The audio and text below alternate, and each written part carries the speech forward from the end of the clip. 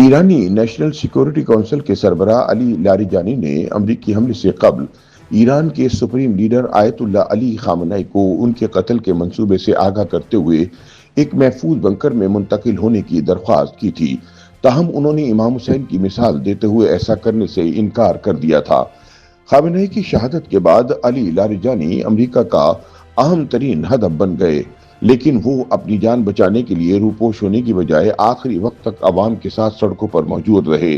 معروف anchor person Hamid میر نے اپنی ایک تحریر میں علی لاریجانی کی آیت اللہ خامنہئی کی شہادت سے پہلے ہونے والی آخری ملاقات کا حال بیان کیا ہے۔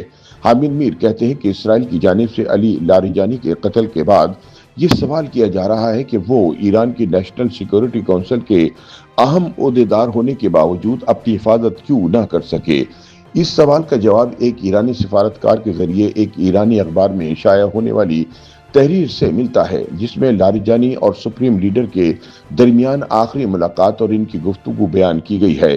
اس تحریر میں بتایا گیا ہے کہ اپنی شہادت سے ایک روز قبل لاریجانی نے خود اس ملاقات کی تفصیل بیان کی۔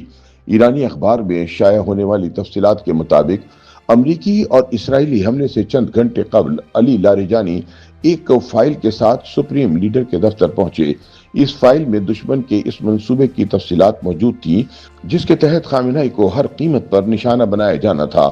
ملاقات کے آغاز میں لاریجانی نے نہایت سنجیدگی سے اپنے قائد علی خامنہئی کو بتایا کہ اس بار معاملہ محض دھمکی کا نہیں بلکہ انہیں ختم کرنے کا حتمی فیصلہ ہے اور دشمن اس مرتبہ آخری حد تک جا سکتا ہے۔ لاریجانی نے سپریم لیڈر کو بتایا کہ ان کی حفاظت کے لیے ایک محفوظ مقام تیار کیا گیا ہے جہاں وہ عارضی طور پر منتقل ہو سکتے ہیں تاکہ خطرہ ٹلنے تک محفوظ رہیں۔ انہوں نے وضاحت کی کہ یہ کسی قسم کی فرار کی جنگ نہیں بلکہ ایک حکمت عملی کے تحت عارضی قیام ہوگا۔ ایرانی اخبار کے مطابق سپریم لیڈر خاموشی سے گفتگو سنتے رہے، پھر انہوں نے لاریجانی سے دریافت کیا کہ وہ ان سے کس قسم کے جواب کی توقع رکھتے ہیں۔ لاریجانی نے اعتراف کیا کہ انہیں خدشہ تھا کہ شاید وہ اس پیشکش کو قبول نہ کریں، تاہم انہوں نے اس بات پر زور دیا کہ قوم کو ان کی قیادت کی ضرورت ہے اور جنگ کمانڈر کے بغیر نہیں لڑی جا سکتی۔ اس پر خامنہئی نے جواب دیا کہ ریاستی اور سیکورٹی نقطہ نظر سے لاریجانی کی بات درست ہے، لیکن ایک مختلف زاویے سے دیکھنا بھی ضروری ہے۔ انہوں نے کہا کہ اگر وہ خود میدان سے ہٹ جائیں تو اپنے سپاہیوں اور عوام کو ثابت قدم رہنے کا درس کیسے دیں گے۔ انہوں نے مزید کہا کہ ایک لیڈر کا عمل ہی اس کے پیروکاروں کے حوصلے کا تعین کرتا ہے۔ ایرانی اخبار کی رپورٹ کے مطابق خامنہئی نے اس گفتگو میں تاریخی اور مذہبی حوالہ دیتے ہوئے امام حسین کی مثال پیش کی۔ انہوں نے کم تعداد کے باوجود میدان چھوڑنے کی بجائے دشمن کا مقابلہ کیا۔ اس کے جواب میں لاریجانی نے امام مہدی کی غیبت کی مثال دیتے ہوئے موقف اختیار کیا کہ بعض اوقات وقتی طور پر نظروں سے اوجھل ہونا حکمت عملی کا حصہ ہوتا ہے۔ تاہم سپریم لیڈر نے اس دلیل کو مسترد کرتے ہوئے کہا کہ جب ایک قوم اور فوج اپنے لیڈر کے ساتھ کھڑی ہو تو اس کا غائب ہونا تاریخ کے سامنے ایک بڑا سوال بن جاتا ہے۔ اس کے مطابق لیڈر کا کردار صرف قیادت کرنا نہیں بلکہ مشکل وقت میں اپنے لوگوں کے ساتھ کھڑے رہنا بھی ہے۔ اس گفتگو کے بعد لاریجانی خاموش ہو گئے اور انہوں نے اپنے قائد کے فیصلے کا احترام کیا۔ ملاقات کے اختتام پر خامنہئی نے ان کا شکریہ ادا کیا۔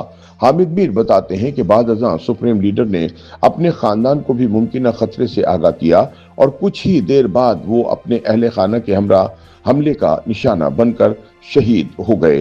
ان کی شہادت کے باوجود ایران میں نظام کی تبدیلی کا خواب پورا نہ ہو سکا۔